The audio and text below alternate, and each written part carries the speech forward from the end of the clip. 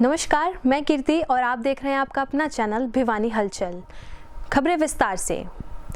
राष्ट्रपिता महात्मा गांधी की 74वीं पुण्यतिथि पर आज भिवानी में राष्ट्रीय कुष्ठ जागरूकता अभियान मनाया गया। इस अभियान के तहत आज भिवानी के लघु सचिवालय में उपायुक्त आर.एस. ढिल्लों ने हरी झंडी दिखाकर कुष्ठ जागरूकता रैली को रवाना किया, जो कुष्ठ रोगियों के प्रति आम जनता को शहर व ग्रामीण क्षेत्र में जागरूक करेगी। रविवार को महात्मा गांधी की 74वीं पुण्यतिथि पर उन्हें याद करते हुए श्रद्धा सुमन अर्पित किए गए तथा लघु सचिवालय में कर्मचारियों व अधिकारियों ने कुष्ठ रोग को जड़ से मिटाने के लिए शपथ भी ली। इस मौके पर उपायुक्त आर.एस. ढिल्लों, जिला शिक्षा अधिकारी अजीत सिंह श्योराण एवं हेल्थ कंसल्टेंट सतपाल पंघाल ने बताया कि राष्ट्रपिता महात्मा गांधी कुष्ठ रोगियों के प्रति अपनत्व का भाव रखते थे। हमें उनकी पुण्यतिथि पर कुष्ठ रोगियों को सेवा भाव की नज़र से देखना चाहिए। उन्होंने कहा कि प्रत्येक प्राणी समाज का हिस्सा है, उसके साथ किसी प्रकार का भेदभाव करना अमानवीयता है। इसलिए महात्मा गांधी की 74वीं पुण्यतिथि को कुष्ठ जागरूकता अभियान 2022 के तहत मनाया जा रहा है। उन्होंने कहा कि हमें अपने आसपास यह देखना चाहिए कि किसी व्यक्ति में कुष्ठ रोग के लक्षण तो नहीं है। यदि किसी व्यक्ति में कुष्ठ रोग के लक्षण नजर आते हैं तो उसे सामान्य अस्पताल में उपचार के लिए भिजवाने में मदद करनी चाहिए। वहीं दूसरी ओर स्वास्थ्य विभाग की चेतना रैली ने शहर में नागरिकों से कुष्ठ रोगियों के साथ किसी भी प्रकार का भेदभाव नहीं करने का आह्वान भी किया। जिनके हम ऋणी हैं उनको याद करने के लिए कि जो उन्होंने बलिदान दिया है हमारे लिए, हमारे परिवारों के लिए, पूरे भारतवर्ष के लिए, जिस करके हम आज यहाँ पर एक डेमोक्रेटिक नेशन है और फ्रीडम से बात करते हैं, फ्रीडम से मूवमेंट, उनको नमन करने के लिए आज हमने यहाँ पर सब एकत्र हुए हैं। दूसरा, जो यहाँ पर एक लेप्रेसी डे का आज फ्लैगिंग ऑफ किया है और ये सुनिश्चित किया है कि लेप्रेसी की जो ट्रीटमेंट है, अगर वो उसको अनटचेबिलिटी जैसे पहले सोचा जाता था वैसा नहीं है और ट्रीटमेंट समय पे हो जाए तो इससे पूरी तरह निवारण भी हो जाता है। और हमें आगे आके सब लोगों को भागीदारी करनी चाहिए कि अगर कोई हमें लगता है कि कोई भी इंडिविजुअल या कोई भी इंसान इस कुष्ठ रोग से पीड़ित है, उसको अपने साथ रख के और उसका इलाज करवाएं। दिलाई गई और यहाँ से उपायुक्त महोदय द्वारा झंडी दिखाई गई, जो कि शहर में रैली के द्वारा रैली निकाली जाएगी और लोगों को जागरूक किया जाएगा कि कुष्ठ रोग से घबराए नहीं, कुष्ठ रोग सा इलाज हो सकता है इससे जो भी व्यक्ति को, किसी भी व्यक्ति को कुष्ठ रोग है उसकी सहायता करें, ना कि उससे दूर भागें। आज का जो 30 जनवरी है, इस दिन महात्मा गांधी की पुण्यतिथि है। इस पुण्यतिथि पे जो 2 मिनट का मौन रखा गया था जिला प्रशासन की तरफ से, और इसके साथ साथ कुष्ठ रोगियों के लिए भी एक जागरूकता अभियान था। स्वास्थ्य विभाग द्वारा ये जागरूकता अभियान चलाया गया है। इसमें कुष्ठ रोगियों के प्रति उनकी जो दया भावना थी महात्मा गांधी जी की, उसको मद्देनजर रखते हुए आज ये कार्यक्रम किया गया। का जो दिन है शहीदी दिवस के रूप में महात्मा गांधी जी की जो आज शहादत हुई थी और उसके साथ साथ दूसरे जो हमारे शहीद जो हुए हैं उनको याद करते हुए 2 मिनट का मौन रखा गया, उनको भावभीनी श्रद्धांजलि दी गई है। उसके साथ साथ कुष्ठ रोग सेलिब्रेशन के लिए भी यहाँ माननीय उपायुक्त महोदय ने हरी झंडी दिखा के कुष्ठ रोग के निवारण के लिए एक रैली का आयोजन किया गया है, जो गांव-गांव जाके कुष्ठ रोग के को चिन्हित करने और उससे आम पब्लिक की जो उनके प्रति कुछ शंकाएं हैं उनको दूर करने के लिए कि कुष्ठ रोग साथ उठने बैठने से नहीं फैलता। हम उनको सामाजिक जो जिम्मेवारी है हमारी, उनके साथ मेल जोल रखें, उनको समाज से की मुख्य धारा में रखते हुए, उनके साथ सहानुभूतिपूर्वक विचार करते हुए उनका नज़दीक के जो स्वास्थ्य।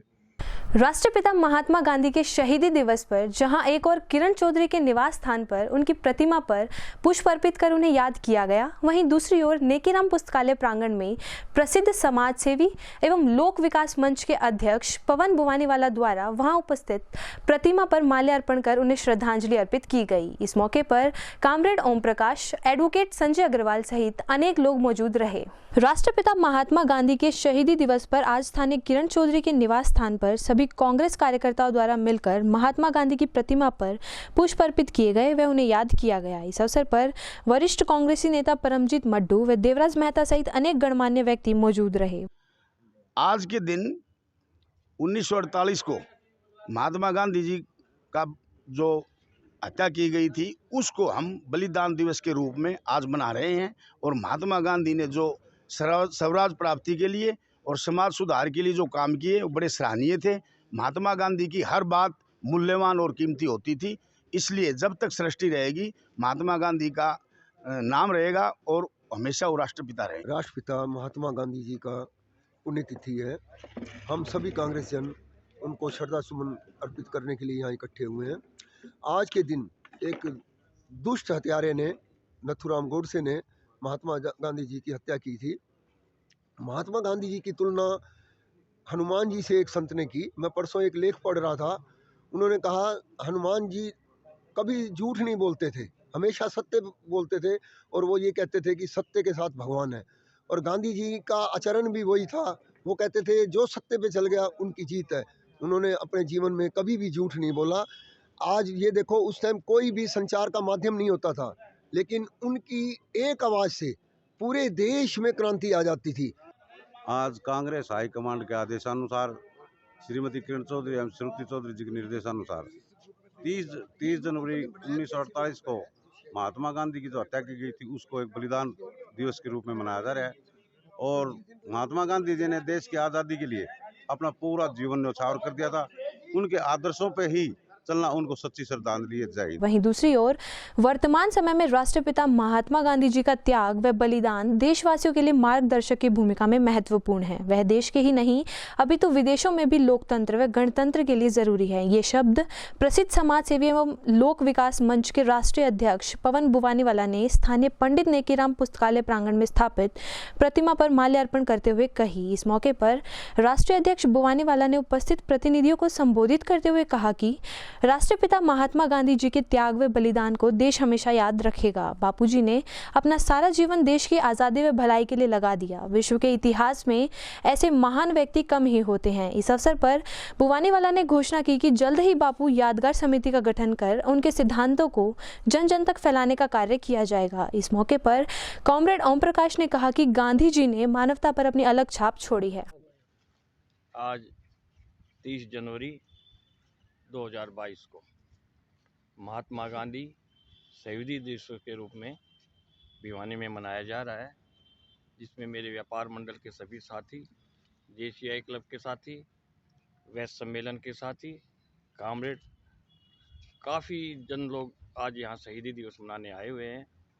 आज मैं महात्मा गांधी जी के चरणों में अपने नमन करता हूँ और पुष्प अर्पित करता हूँ। महात्मा जी के बारे में सारा संसार जानता है।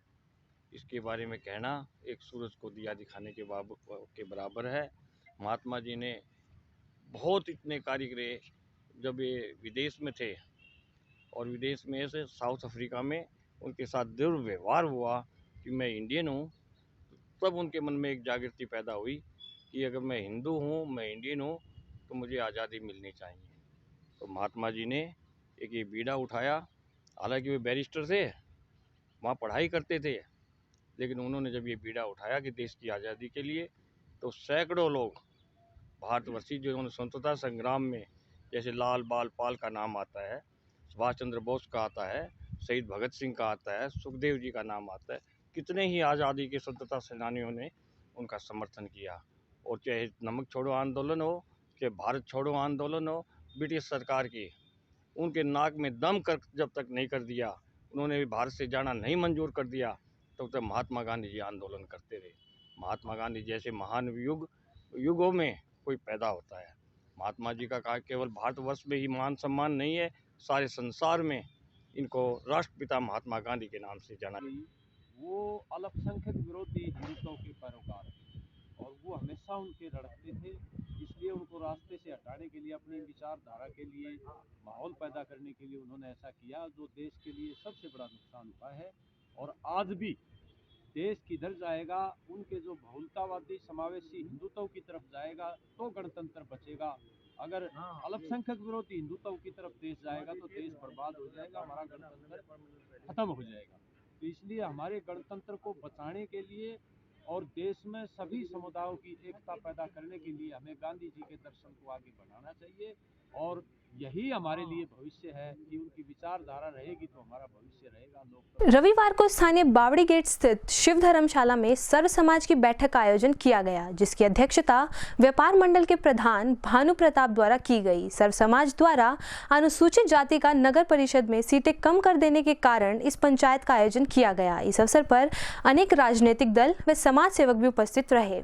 गौरतलब है कि सर्व समाज द्वारा अनुसूचित जाति का नगर परिषद में सीटें कम कर देने के कारण रविवार को शिव धर्मशाला में बैठक का आयोजन किया गया। वहीं जब इस बारे में व्यापार मंडल के प्रधान भानु प्रताप से बातचीत की गई तो उन्होंने बताया कि एससी व बीसी की सीटें कम होने के कारण इन्होंने सर्व समाज की पंचायत बुलाई गई थी, जिसमें व्यापार मंडल पूर्ण रूप से एससी बीसी के साथ मिलकर इनकी लड़ाई में साथ देगा। वहीं आम आदमी पार्टी के जिला अध्यक्ष दलजीत तालू ने कहा कि वे जल्द ही आम आदमी पार्टी की प्रदेश कार्यकारिणी मीटिंग में बातचीत करके सर्व समाज में ऐसे व्यक्ति को आम आदमी पार्टी की तरफ से 7 सीटें देने का कार्य करेंगे। वहीं करणी सेना के अध्यक्ष रामकिशन हलवासिया ने कहा कि एससी बीसी की सीटें कम होने के कारण धनेश्वर समाज की पंचायत बुलाई गई है तथा पंचायत में जो भी निर्णय लिया जाएगा उनके साथ हम कंधे से कंधा मिलाकर उनकी सेवा करेंगे। वहीं कांग्रेस पार्टी की तरफ से परमजीत मड्डू का कहना था कि वर्तमान सरकार ने एससी बीसी की सीटें काटकर बड़ा ही गलत काम किया है और यदि एससी बीसी द्वारा धरना प्रदर्शन किया जाता है तो वे इसका पूर्ण जोर सहयोग करेंगे। देखो, इसमें मैंने पहले भी दूसरे भाई ने जो बाइट ली थी वही मैंने कहा था, वही मैं अब कह रहा हूँ।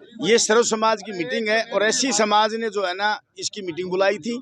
हम लोगों को मैसेज गया, हम आए और हम इनकी बात सुनी। इनकी एक समस्या है बहुत बड़ी, जो एमसी की सीट थी पहले 6 थी वो 5 कर दी गई, जबकि 7 का हक बनता है।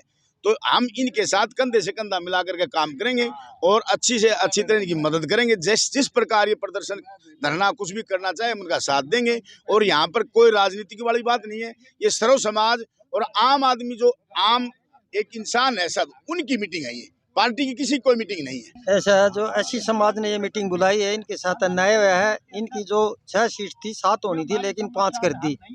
हम इनके समर्थन में तन मन धन से इनके साथ हैं। कैसे भी हो उनकी 7 सीट होनी चाहिए, 7 नहीं तो 6 तो होनी चाहिए। जब तक 6 सीट नहीं होंगी या इन फालतू नहीं होंगी, हम इनके तन मन धन से साथ देंगे। जहाँ भी ये अनशन करेंगे, जहाँ भी किसी के जो भी प्रोटेस्ट करेंगे, हम इनके साथ। ये मुख्य रूप से मैं जिला भिवानी विकास मंडल का अध्यक्ष होने के नाते और समाज सेवक के नाते एक बात बताना चाहता हूँ। जो संविधान के अंदर रिजर्वेशन का सिस्टम होता है, उस सिस्टम के मुताबिक पहले जैसे 6 सीटें यहाँ रिजर्व थी और उसको घटाकर 5 कर देना, ये शायद संविधान की उल्लंघना है।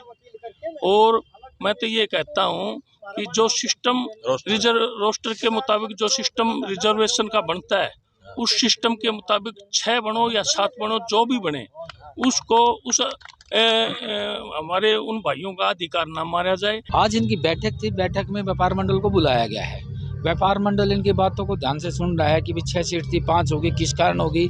और दूसरे तब इन्होंने कोर्ट में केस भी डाल रखा है कि हाई कोर्ट में, लेकिन जिन्होंने केस डाल रखा है वो कोई भी यहाँ पर नहीं आया है और उसके बारे में कोई स्पष्टीकरण अभी तक नहीं दिया गया है। तो इनकी अभी बात जो मीटिंग है उसमें सुन रहे हैं। सुनने के बाद जैसा ये सहयोग की कहेंगे, बुलाया गया व्यापार मंडल को, तो नेचुरली है कि सहयोग के लिए बुलाया गया है। सहयोग बुलाएंगे तो एक व्यापार मंडल अपनी मीटिंग बुलाकर सभी प्रधानों को, उसमें इनका जो भी सहयोग होगा वो रखा जाएगा। ऐसा फिलहाल तो इनका निर्णय हुआ नहीं, मीटिंग शुरू हुई थी, लेकिन आम आदमी पार्टी ने तो आते ये बात कही है कि इस एससी समाज के साथ जो कि 7 सीट होनी चाहिए थी 6 से 5 कर दिन के साथ बिल्कुल अन्याय हुआ है।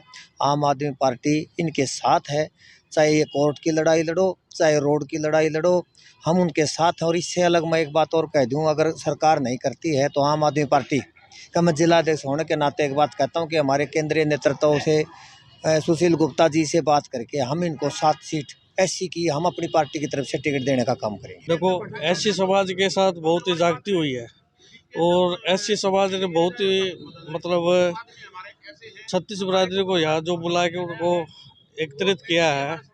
और 36 बिरादरी को बुलाने का मकसद यही है कि जनगणना के हिसाब से सीटें तो देखो पहले 6 थी, तो 6 से बढ़ के जनसंख्या बढ़ती है, घटती नहीं। तो सीटें 7 या 8 होनी चाहिए, ये 5 की गई है, बहुत ही निंदनीय है। तो सुबह शाम का बोला, सुबह अगर घर आ जाए तो उसे बोला नहीं कहते। मैं तो यही दरख्वास्त करता हूँ सरकार से, अगर जहाँ कहीं भी गलती हुई है उस गलती को सुधार करके इस समाज को अपना हक दिया जाए। भैया मीटिंग चल रही है, ये हमारे एससी समाज ने, भगवान दास जी ने ये मीटिंग एससी समाज की बुलाई है और इसमें सभी समाज के गणमान्य लोग शामिल हैं। आपके व्यापार मंडल के भी लोग हैं, सभी पार्टियों के लोग मौजूद हैं, नेता भी लोग हैं, कार्यकर्ता भी हैं, जिला पार्षद भी हैं। तो आप भी ये मीटिंग चल रही है कि इनकी 6 जो सीट थी जो भिवानी नगर पालिका में, उनको 5 कर दिया, जबकि जनसंख्या के आधार पे इनकी 7 की बजाय 5 कर दिया। उसी संदर्भ में ये मीटिंग हो रही है। जिम्मेवार लोग बैठे इसके बारे में मंत्रणा कर रहे हैं कि इनका हक इनको कैसे दिलाया जाएगा। जो लोकतंत्र के हिसाब से जो भी बनेगा, चाहे उसके लिए कोई आमरण की बात हो, चाहे अनशन की बात हो, चाहे बाजार बंद की बात हो, चाहे मुख्यमंत्री को गुहार की बात हो, सारी चीज़ों पे मंत्रणा करके जो फैसला लिया जाएगा वो आपको बता दिया। ये मीटिंग तो आज सर्व समाज की है और सर्व समाज का हम धन्यवाद भी करते हैं, लेकिन इन लोगों को जो एससी और बीसी की समस्या है उससे कोई मतलब नहीं है। आज सिर्फ वोटों के लिए आए, ठीक है। और इस बार जो भिवानी में चेयरमैन की लड़ाई होगी वो मंडल और कमंडल की लड़ाई होगी, क्योंकि हमारे वोट 1,41,000 हैं और इनके वोट 1,12,000 हैं। लेकिन हर बार इनका ही चेयरमैन, इनका ही एमएलए, इनका ही एमपी, इनका ही सब कुछ, हमें भी कुछ मिलेगा या नहीं मिलेगा। तो हम 6 तारीख की हमने मीटिंग बुलाई है हनुमान गेट पे नथु नाथ मंदिर के अंदर, उसमें हम फैसला करेंगे और इस बार एससी-बीसी का एक कैंडिडेट। भिवानी पुलिस की बड़ी उपलब्धि, धोखे से शिक्षिका का एटीएम कार्ड बदल खाते से 1,27,475 रुपए हड़पने का आरोपी गिरफ्तार। आरोपी की पहचान गांव नोराना निवासी राजेंद्र के रूप में हुई है। आपको बता दें कि आरोपी फौज से रिटायर है तथा इस तरह की धोखाधड़ी की अन्य वारदातों का भी खुलासा होने की संभावना है।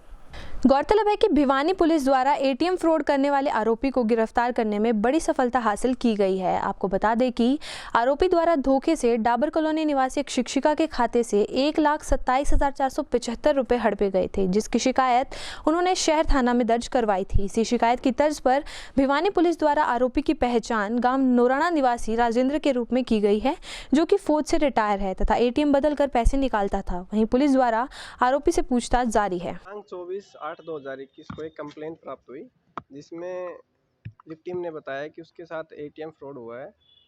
20/8/2021 को एटीएम फ्रॉड हुआ है। उस पर एफआईआर दर्ज करके 465 नंबर एफआईआर दर्ज की गई, इन्वेस्टिगेशन की गई। तो उसमें उस महिला के साथ उस व्यक्ति ने एटीएम धोखे से बदल के एटीएम मशीन के अंदर ही बातों में बहला फुसलाकर और धोखे से बदल लिया और उसने 100 लाख के करीब उस एटीएम से खर्च कर दिए गए। इन्वेस्टिगेशन के दौरान चीज़ें सामने आती गई, व्यक्ति की पहचान की गई, जिसमें सामने आया कि राजेंद्र नाम का व्यक्ति गांव नोराना, जिला सीकर का रहने वाला है। 26 जनवरी 2022 को उसको गिरफ्तार किया गया। 5 दिन का पुलिस रिमांड हासिल किया गया, जिसमें 1,27,000 में से उसने 44,000 रुपये की कुछ शॉपिंग कर दी थी, 80,000 रुपये कैश एटीएम विड्रॉल कर दिए थे, जिसमें से हमें हमारी पुलिस द्वारा 88,000 रुपये 88,000 रुपये रिकवर कर लिए गए हैं और आज उसको माननीय अदालत में पेश करके जुडिशियल कस्टडी में भेज दिया। वह व्यक्ति he is very sharp minded, वह दूसरे स्टेट में जाके क्राइम करता है। उसने एक वारदात और कबूल ली है। जयपुर पुलिस का एक कर्मचारी है, उसके साथ भी उसने धोखाधड़ी की है, उसके 35,000 रुपये निकाल लिए गए हैं। एक व्यक्ति दिल्ली का है, उसके साथ भी उसका एटीएम फ्रॉड किया, उसके भी 10,000 रुपये निकाल लिए। भिवानी में आज क्लर्क एसोसिएशन वेलफेयर सोसाइटी द्वारा वेतनमान में बढ़ोतरी को लेकर विधायक घनश्याम सराफ के निवास स्थान पर प्रदर्शन किया गया। प्रदर्शन में सभी विभागों के क्लर्क की उपस्थिति दर्ज की गई। वहीं विधायक घनश्याम सराफ द्वारा उनकी मांग को विधानसभा में उठाने की बात कही गई। रविवार को सभी विभागों के क्लर्क द्वारा इकट्ठा होकर घनश्याम सराफ के निवास स्थान पर प्रदर्शन किया गया। वह वेतन में बढ़ोतरी की मांग को लेकर विधायक को ज्ञापन भी सौंपा। वहीं clerk association welfare society Haryana द्वारा क्लर्क के वेतन में बढ़ोतरी की मांग की गई तथा कहा कि क्लर्कों का वेतनमान बहुत ही कम है, जिससे उनको अनेकों परेशानियों का सामना करना पड़ता है। इस अवसर पर विधायक घनश्याम सराफ ने क्लर्क को आश्वासन देते हुए कहा कि जल्द ही उनके द्वारा इस मांग को विधानसभा के अंदर उठाया जाएगा।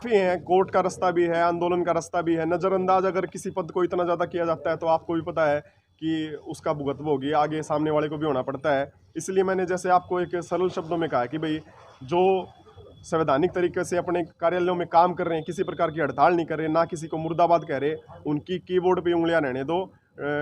सरकार को नंबर 1 पे ले आए, जो उस पद को, उसकी पद की गरिमा को रखो। आपने सभी पदों का वेतनमान बढ़ाया, चाहे MPHW हो, चाहे स्टाफ नर्स हो, आंगनबाड़ी हो, चाहे JBT के टीचर्स हो, या फिर ये गार्ड हो, सबका बढ़ाया है। तो एक C ग्रुप के अंदर सबसे कम वेतनमान लिपिक वर्ग का है, उसे इस प्रकार से नज़रअंदाज करना ठीक नहीं है। हमारी संख्या लगभग हरियाणा में 25,000 है। तो यही निवेदन है कि सरकार से इस जायज़ मांग को, ये जायज़ मांग इसलिए भी है क्योंकि हमें कहते कि भाई ये तो 10th बेस पे लगते थे, लेकिन आजकल जो हमारी 2019 की नोटिफिकेशन थी उसमें ग्रेजुएशन बेस पे और SCTC डिप्लोमा, वो एक ऐसा डिप्लोमा आता है जो MSc कंप्यूटर साइंस किया हुआ बच्चा होता है उसे तो उसमें छूट मिलती है। यानी कि उसके जो मैं आपका स्तर बता रहा हूँ उस कंप्यूटर के डिप्लोमा का, SCTC का, वो उसका स्तर इतना ऊंचा है कि उस डिप्लोमे के आधार पे भी हम टेक्निकल में काउंट होते हैं। उसके बाद हमें एक टाइपिंग टेस्ट देना पड़ता है जिसकी 30 वर्ड पावर पर मिनट स्पीड होती है, तभी आपका इंक्रीमेंट लग सकता है। तो ये सभी तथ्य के ऐसे आधार हैं जिनके आधार पे हम हमारा वेतनमान मांग रहे हैं। तो सरकार को भी ये बात मैं sir Sandeep Kumar Dhankhar higher education से कवास टीम भिवानी डिस्ट्रिक्ट का प्रधान हूँ, और आज हमने ऑल डिपार्टमेंट और ऑल हरियाणा की तरफ से 25,000 क्लर्कों की मांग विधायक जी श्री घनश्याम सराफ को हमने हमारी बेसिक वेतन 19,900 से 35,400 करने के लिए ज्ञापन दिया है, और विधायक जी ने हमें आश्वासन दिलाया है कि वो विधानसभा सत्र में हमारा मुद्दा उठाएंगे। मैं बताना चाहता हूँ कि ये जो क्लर्कों का डिमांड है इसको मैं विधानसभा के अंदर उठाऊंगा, और जो भी इनकी सुविधाएं मुख्यमंत्री जी देंगे वो इनको मान्य भी होनी चाहिए, लेकिन इस काम को सर्वोपरि बना के हम अपनी विधानसभा में उठाएंगे। खबर लिखे जाने तक भिवानी जिले में कोरोना के 114 नए मामले सामने आए, जिसके बाद कोरोना के एक्टिव केस की संख्या 1332 हो गई। वहीं जिले में 1350 कोरोना के सैंपल भी लिए गए। यह कहना था civil surgeon doctor Raghubir Shandilya का। साथ ही उन्होंने लोगों से कोविड-19 के नियमों की पूरी तरह से पालना करने की अपील भी की।